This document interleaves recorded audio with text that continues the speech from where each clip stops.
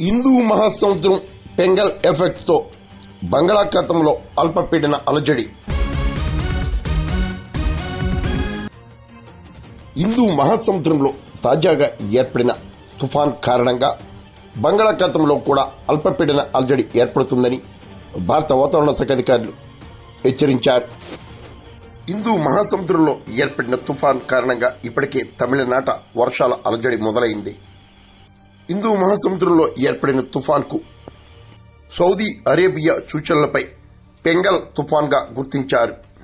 దీని ప్రభావంతో ఈ నెల 26, 27 నుండి బంగాళాఖాతంలో ఏర్పడే అల్పపీడన ప్రభావంతో కోస్తాంధ్రాలో ఒక మోస్తరు నుండి భారీ వర్షాలు పడే అవకాశం ఉందని అమరావతి భారత వాతావరణ శాఖ అధికారులు గుర్తించారు. ప్రజలు, ప్రధానంగా మత్స్యకారులు అప్రమత్తంగా ఉండాలని అధికారులు హెచ్చరించారు.